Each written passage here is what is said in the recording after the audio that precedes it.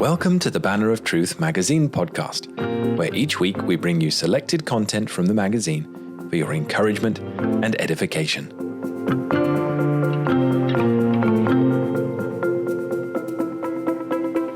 October is almost upon us, and this week we get back to something we began at the start of the year.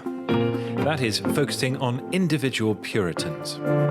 This week we take a brief look at Jeremiah Burroughs.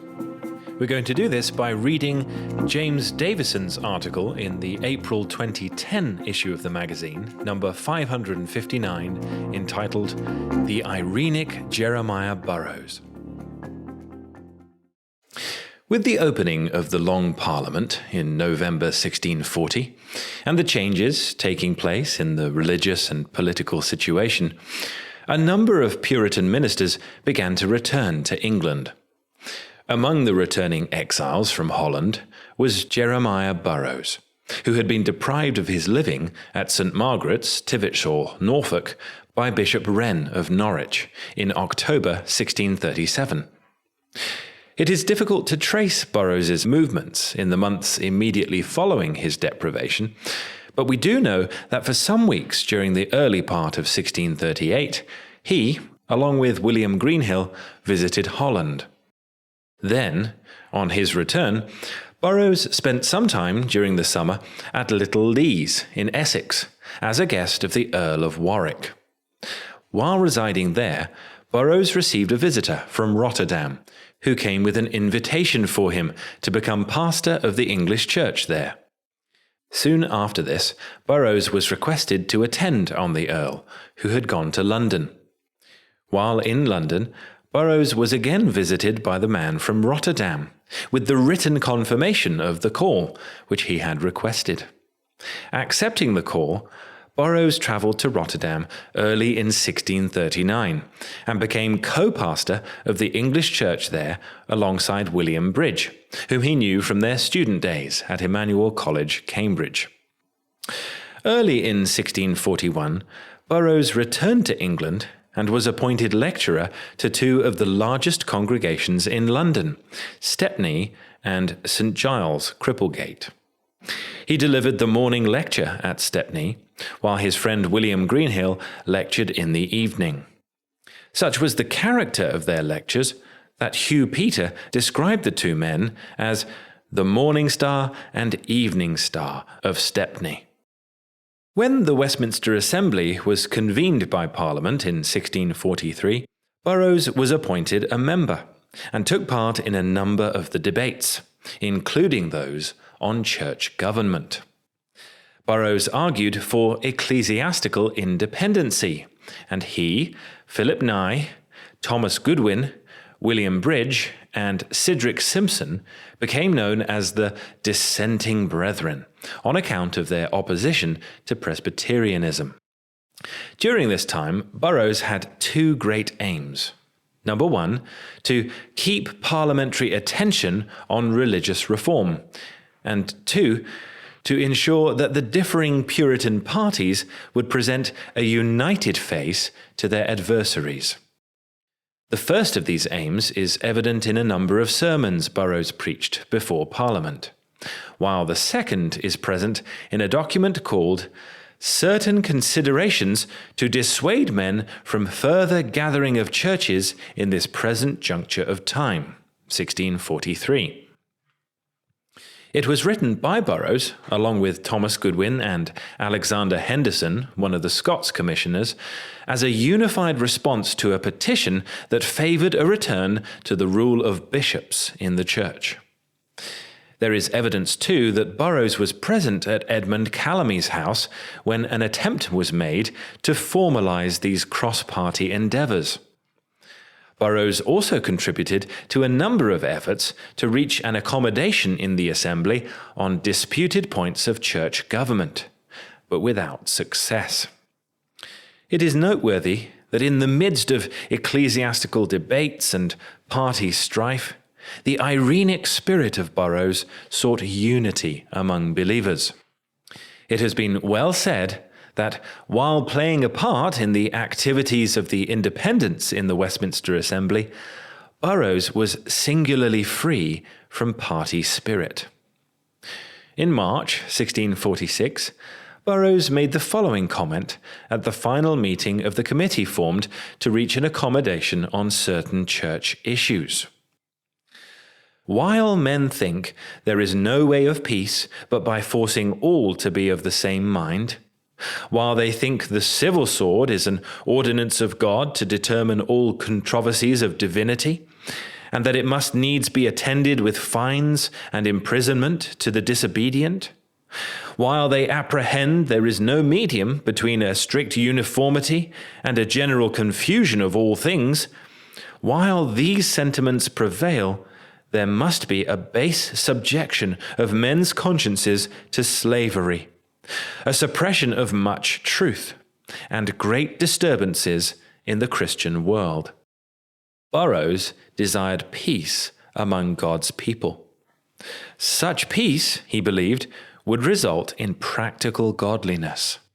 But Burroughs' time was not wholly taken up with such cross-party endeavors, for he was first and foremost a preacher of the Word of God. In his preaching, he neither flattered the pride of his hearers, nor cherished their presumption, but unfolded clearly to them the way of saving sinners through the atonement, in which mercy and truth meet together, and righteousness and peace embrace each other. Burroughs, the preacher, regarded himself only as a conduit. He gave the following advice to the hearers of his sermons. Remember that you come to tender up your homage to God, to sit at God's feet, and there to profess your submission to Him. Many times you will say, "Come, let us go hear a man preach." Oh no, let us go hear Christ preach. For as it concerns the ministers of God that they preach not themselves, but that Christ should preach through them, so it concerns you that hear, not to come to hear this man or that man, but to come to hear Jesus Christ. Burroughs, who was born around 1600, died of consumption in 1646. The last sermons he preached were on the text, "Their heart is divided. Now they are found guilty." Hosea 10:2. They were published just before his death under the title Irenicum, Healing the Divisions Among God's People, 1646. This book of sermons was his final attempt to heal the divisions among the godly. In his comments to the reader, Burroughs makes this declaration: "Peace is precious to me. I feel the sweetness of it. I am willing to do what I can to honor it. The public conflicts, contentions, and disturbances abroad in the church and commonwealth are very grievous. Oh, that God, who can create the fruit of the lips to be peace, can make the fruit of the pen to be so. My aim is peace, which I shall never cease endeavoring to pray for." It was not, however, peace per se that Burroughs sought, but such a peace that would bring glory to God, for he recognized that the divisions in the church were sinful. "The Lord convince us of and humble us for the sinfulness of our divisions by His word, so that desolating judgments are not upon us to convince and humble us." The reasons for the divisions, which were causing so much heartache, are well stated. We are angry with men because they are divided from ourselves, rather than because they are divided from the truth. We are angry because every man is not of our own mind, and does not do as we do. Burroughs believed these divisions to be so painful because they have been, and still are, between good men, adding, "Even God's diamonds cut one another." At the time these sermons were preached, 1646, England was in civil war, and the issue of toleration in matters of religion was well to the fore, not only in the assembly, but also in Parliament and the army. Such was the extent of the divisions in church and state that Burroughs exclaimed, "Who can meddle with this fire that is kindled among us and not burn his fingers?"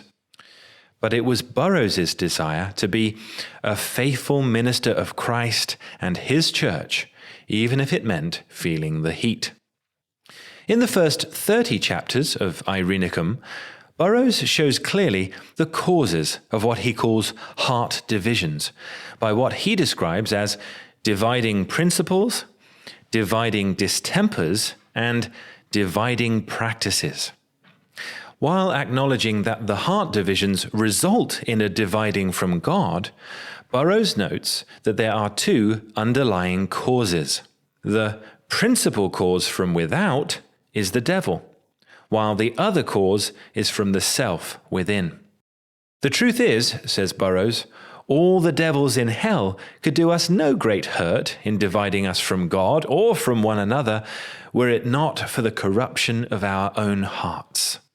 A common thread running through these chapters is Burroughs's plea for a generous tolerance among the godly. Quoting Philip Melanchthon, he says, "Seeing we agree in the principal articles of faith, let us embrace one another with mutual love. The dissimilitude and variety of rites and ceremonies and of ecclesiastical government ought not to disjoin our minds." Burroughs maintained that varieties of opinions and unity of those who hold them may stand together. In the last 5 chapters of his book, Burroughs turns to what he regards as the cure for the grief and heartache caused by the heart divisions in the church. The cure is given under 4 headings: joining principles, joining considerations, joining graces, joining practices. And he also supplies some concluding exhortations. Not to meddle with any strife, but that which shall have peace to be the end of it, is one of the joining principles he recommends. Another is to labor to do good to all, and provoke none. In his setting forth the cure for heart divisions, he sounds this solemn warning: "Take heed you do not reject any from being your brother, whom Jesus Christ, at the great day, will own as his, and whom God the Father will call his child." Turning to what he refers to as joining graces, which include wisdom, humility, self-denial, meekness, gentleness, and love, Burroughs reminds his readers, these are the graces that God expects should be, in a special manner, acted in these times. Indeed, this is the most suitable work for the times wherein we live. Furthermore, the union that comes from the acting of these graces is a spiritual, holy, and truly Christian union, a union raised to a far higher pitch than any natural excellencies can rise to.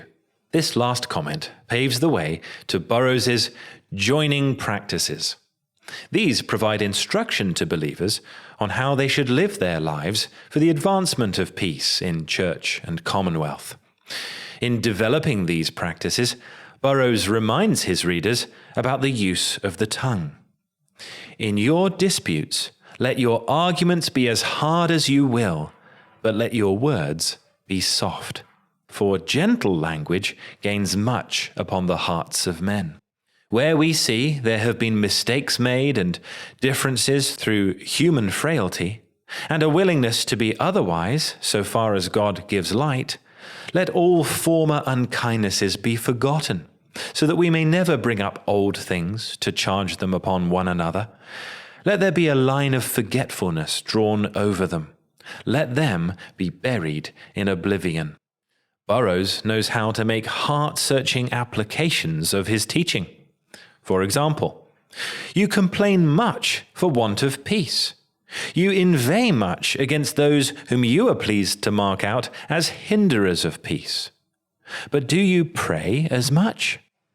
This practice goes well with what he especially urged on ministers of the gospel, when he exhorts them to sit down together and mourn one over another, one for another, till we have dissolved our hearts into tears, and see if we can thus get them to run into one another. As we read through these sermons, in which the balm of Gilead is applied so tenderly to the grief and heartache being caused to God's people by their divisions, two things stand out. Number one, the desire to have God glorified in the lives of the saints. And number two, the basic elements of genuine Christ-likeness are love, peace, and humility. Now, who among us does not desire these two things in our own day, where there is so much heart division among the children of God's family? Burroughs, though long dead, still speaks. Let us all study peace, seek peace, follow peace, pursue peace, and the God of peace be with you.